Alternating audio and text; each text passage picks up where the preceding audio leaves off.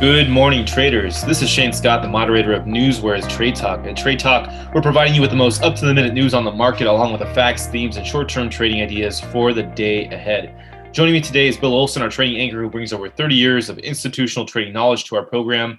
We're going to get things started with our markets update. U.S. futures are moving higher this morning, with S&P futures up 0.49%, Dow futures up 0.75%, and Nasdaq futures up 0.06%.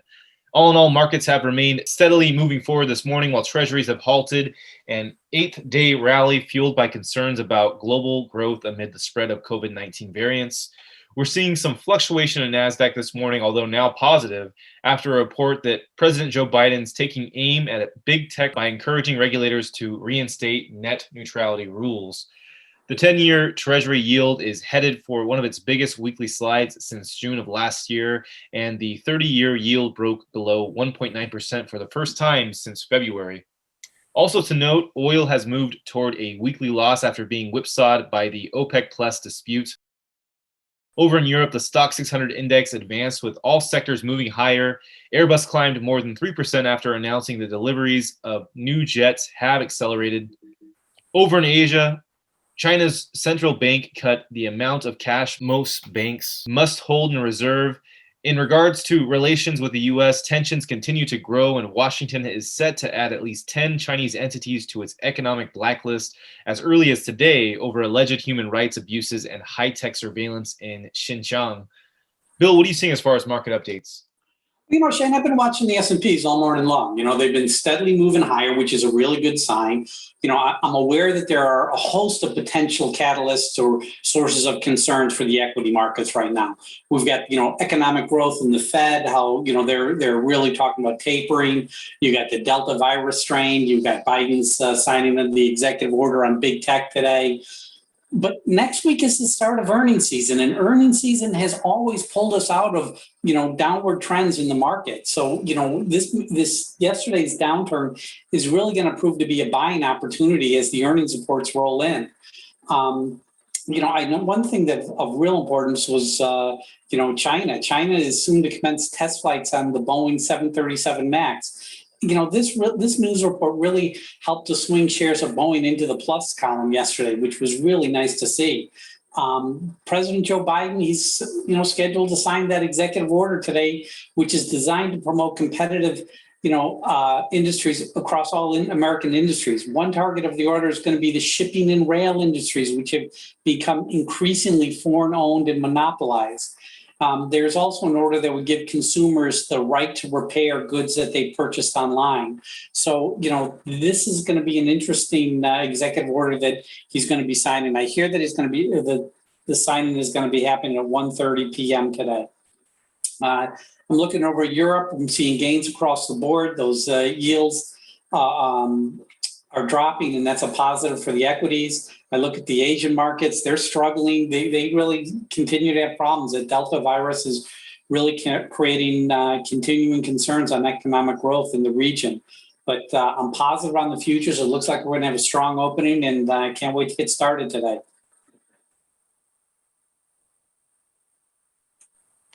Let's go ahead and move into earnings to watch. Looks like Levi did pretty well. Bill, why don't you tell us about it? Yeah, Levi Strauss. It was a nice one. We were positive on it yesterday, all day. I mean, Levi Strauss, ticker LEVI, Larry Edward Victor India, they delivered a 14-cent beat on higher revenue. Plus, in addition, they issued a solid increase in their guidance. You look at the stock this morning, it's up 2.5%, which is a nice positive. Ticker AZZ, Apple Zebra, they reported fiscal Q1 earnings of 88 cents per share. The estimates there were 62 cents. It's a 26-cent beat, so that's positive for shares of AZZ this morning. How about insights as far as upcoming earning announcements?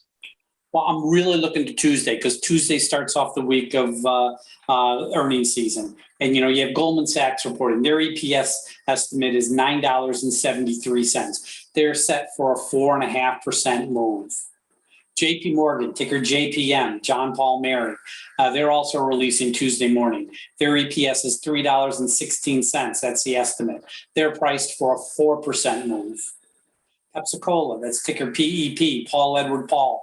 They're releasing Tuesday morning.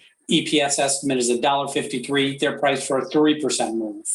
Fastly, that's ticker FAST, Frank, Apple, Sam, Tom. That's a retailer. They're releasing Tuesday morning. EPS estimates are 41 cents. The estimated move is 6.5%. And ticker CAG, that's Cargill, Charlie, Apple, Grace. They're releasing Tuesday morning as well. Their EPS estimate is 51 cents, and the stock is priced for a 6% move. A little concerned on that one. The other ones I'm pretty positive on. But those are the upcoming earnings that we're going to see on Tuesday, and I'll have more information on Monday when I do more research. Let's go ahead and jump into economic reports. Bill, tell us what's going on today.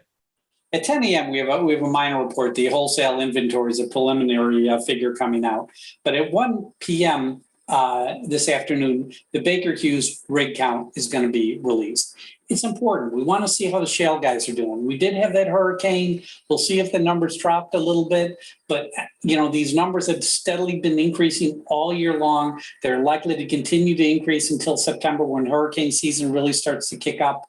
But, the shale guys, if they're producing, that just means lower oil prices. So I'm going to be watching that Baker Hughes rig count that's coming out today at 1 p.m. Moving into our morning's critical insights, starting things off with one on Huazhu Group, ticker HTHT. The company has made a licensing deal with Porsche Design Group to establish a joint hotel brand positioned as a luxury lifestyle brand. In other news and other collaborations, ZipXO, ticker ZIZTF, has partnered with Microsoft, ticker MSFT, to allow customers to purchase products on interest-free installment plans. So customers will be able to sign up through Zip app for single-use digital credit cards to use on Microsoft products and will offer 12 months interest-free payments. Microsoft share price is down 0.16% in pre-market. Another collaboration, Vor Biopharma, ticker VOR, is collaborating with Janssen Biotech of Johnson & Johnson, ticker J&J, to develop treatment for acute myeloid leukemia. J&J share price is up 0.21% in pre-market. News on Eli Lilly, ticker LLY. Lilly reported today that its treatment for ulcerative colitis showed significantly positive phase 2 results in healing the ailment as well as Crohn's disease. Lilly's share price is up 0.12% in pre-market. Other pharma news on Biogen, ticker BGNE. The company has received approval for its drug Kyprolis for the treatment of myeloma in China. News on ToughBuilt, ticker TBLT. The company announced their sales on Amazon has doubled in the first half of 2021 from $2.51 million the year before to $5.48 million in the first half of this year. In other news, Carver Bank Corp, ticker CARV, is up over 23% in pre-market following a 107% rally yesterday as it became a top trending ticker symbol on a stock-based social media site this morning. Here's some EV news. Chinese electric vehicle maker NIO, that's ticker NIO, plans to have a 4,000 battery swapping stations worldwide by 2025, according to a statement from the company president. NIO also plans to have 700 battery swapping stations by the end of 2021. NIO's share price is up 2.85% in pre-market. News on Foxconn, ticker HNHPF. Foxconn is in talks with a Malaysian tech company, DNEX, about collaborating in the production of semiconductors and businesses related to the electric vehicle value chain. So a lot going on there, a lot more to talk about later. In other news, PMI Global, a subsidiary of Philip Morris, ticker PM, has reached an agreement to buy Vectura Group for $1.96 per share in cash. Another acquisition story, Stamps.com, ticker STMP, has agreed to be acquired by Thoma Bravo at a 67% premium in a $6.6 billion transaction. Stamp share price is up 35.55% in pre-market. And lastly for me, one on Krispy Kreme, ticker DNUT. The chairman has bought 294,000 shares of common stock on July 6th in a total transaction size of $4.71 million. Bill, what are you seeing as far as this morning's news?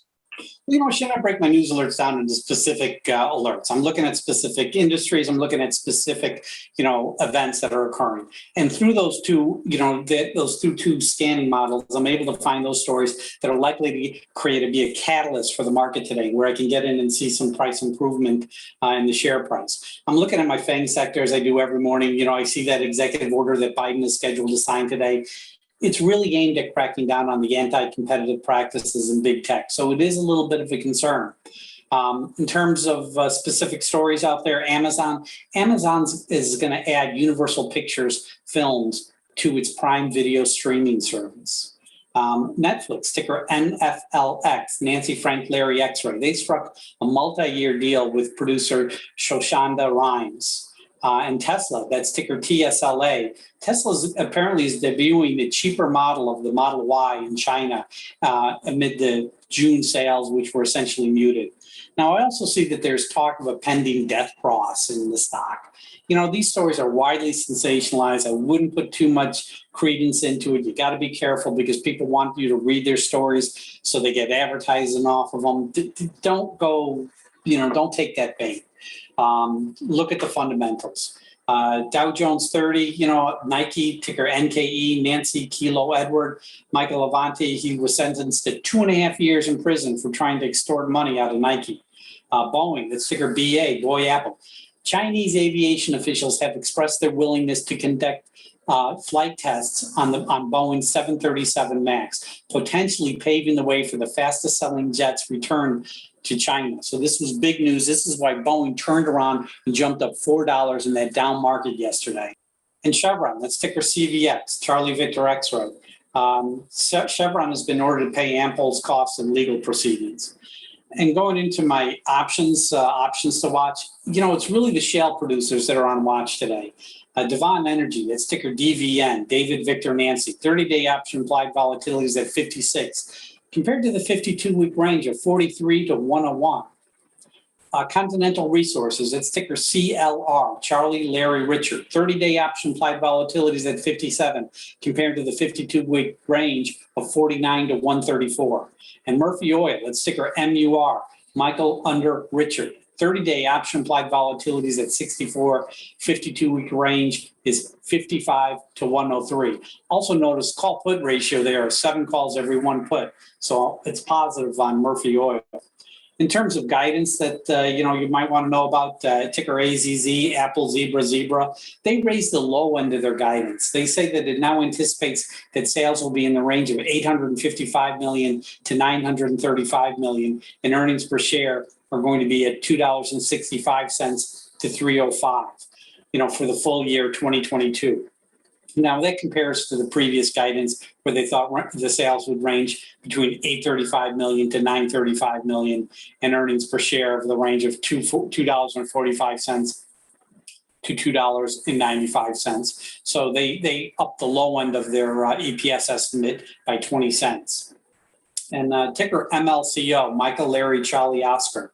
Citibank just opened up a 30-day positive catalyst watch on the resort and entertainment company. So it's one to watch, ticker MLCO. Moving into our trade talk picks for today, I'm picking NIO, ticker NIO. And this is one I spoke about earlier. They've got this news about how they're trying to come out with 700 battery swapping stations by the end of this year, 4,000 worldwide by 2025. So they're an EV maker, right, that's trying to go into the charging sector as well. So this is a positive move for them. And although things have been a little bit negative with China lately, I think this is news that could be good either way because they're talking about doing this internationally. It's not something that's just going to be for China. And let's face it, Tesla's been going negative lately, and that money needs a new home. It's got to go somewhere. So among the EVs that can take this up, NIO can very well be one of them that could get a positive from this as well. So I think this is one to wait for some morning weakness on, as it is up a little bit higher already, almost 3%. But I think we can expect after some weakness for it to rise again. So that's my pick for today. What's yours looking like, Bill? Listen, I think you got to go with Goldman Sachs today, ticker GS, Gray Sam. Earnings are coming out Tuesday morning. So this is really an earnings play, a pre-earnings play. I'm expecting it to run today. Yesterday's sell-off will likely be offset by the pending earnings announcement Tuesday morning. The stock is set for a 4.5% move, which is about $16, $17. You look at the stock; it was trading $3.90 before, so I could see this, jumping up more than the $5 it's already up in the pre-market.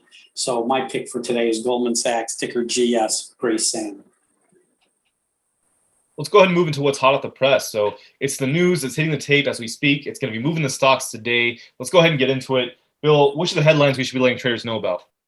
Pfizer, ticker PFE, Paul Frank Edward. Israel says the Delta variant is making Pfizer's COVID-19 shot less effective. Canmar, ticker NXTTF, has made a master distribution agreement with Rapid Dose Therapeutics. Here's some not so great news.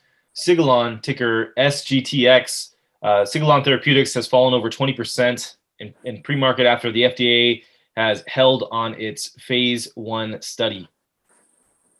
Here's another one on Boeing, ticker BA. Air Lease reports a $1 billion in aircraft investments in Q2. Galectin Therapeutics, ticker GALT, has reported today positive top-line data from an extension cohort of its phase 1 trial for its treatment belapectin in combination with Merck's Keytruda. And so this is for a treatment for metastatic melanoma and head and neck cancer. Anything else interesting for you, Bill? No, that's all I'm seeing today, Shane. Same here, so that'll do it for what's hot at the press. Traders, keep in mind you can receive the same breaking stories that we do simply by subscribing at newsware.com. Check us out, get a free trial today. It'll definitely up your trading game. Moving into our scoreboard, talking about how our picks did from Thursday. I had Northrop Grumman, ticker NOC, which opened at $368.90. But this was one that we said to wait to get in around 10:30 a.m. to expect some market weakness.